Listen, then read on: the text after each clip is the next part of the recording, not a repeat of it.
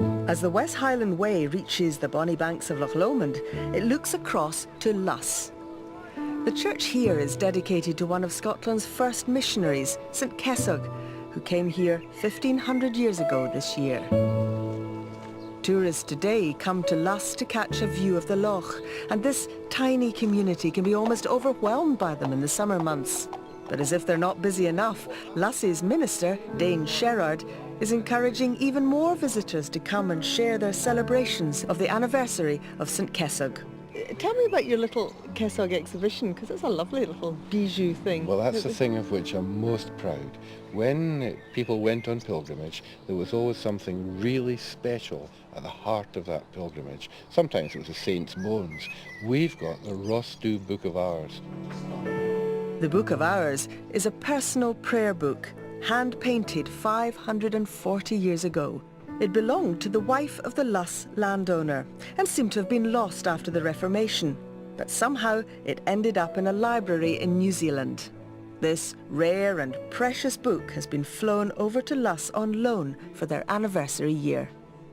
And everyone's coming and just marvelling at the beauty of the book and also what it means to the community. I'll tell you what I love about what you're doing here. You've got 1,500 years of St Kesog on the one hand, and yet in here you've got your web cameras and you're actually broadcasting your sermons every week on the web. We were asked to do it by naval chaplains because there are soldiers and sailors out there who perhaps would like to join in a service. We were amazed to discover once we started broadcasting that people from more than 55 countries were joining us. And one of the most wonderful things that happened was that a couple from Australia who regularly join us contacted and said, we're getting fed up hearing about all your celebrations. We've been out, we've got ourselves passports, we've now got tickets, and we're going to be in your church in 3 weeks' time. They arrived, we had a glorious celebration, and it's made this broadcasting of our services a wee bit more real. What's the future for this community here? I'm not sure that what we're doing is necessarily about future. It's about present. It's about exploring and celebrating what it means to be a church today. Now, if we do that right, something good will happen from it. But we're not trying to build for the future. We're trying to celebrate God's love amongst us now, and I think that is one of the keys to what we're doing.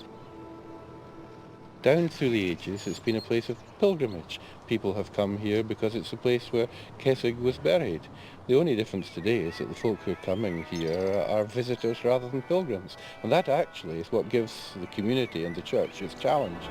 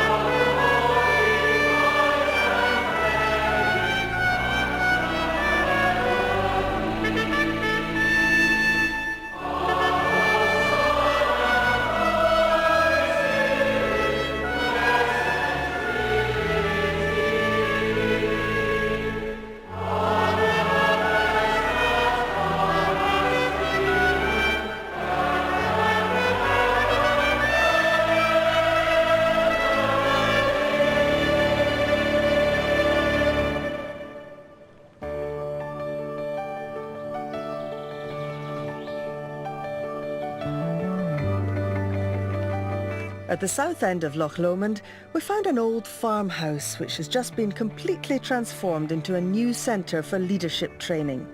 It's modelled on the Columba 1400 Centre on Skye, which takes all sorts of people, managers, teachers, but also youngsters from deprived backgrounds.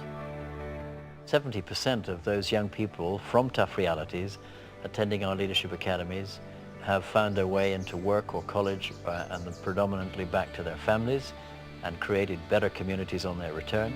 The new building is being funded by Norman's friend, Peter Armitage. I'd never had the experience of being a youngster from tough realities. I came from a rather stable, loving family and ended up at the end of my career with actually more than I needed. And I felt that's not right. I have to share some of this. And so I'm very happy to have the opportunity to invest in the future of young people through Columba 1400. As well as the children, Columba 1400 runs courses for head teachers. I stopped thinking about my career and what my career path might be and actually started to be more creative and joyful, much like when I was a young teacher. Lindsay Robertson left her job in a comfortable, wealthy Edinburgh school and took up the challenge of working in one of the city's tougher areas. I feel that I've actually regained a lot of that exuberance that I had previously, and without Columba I don't think I would have perhaps made the change to come and work in Craigmillar.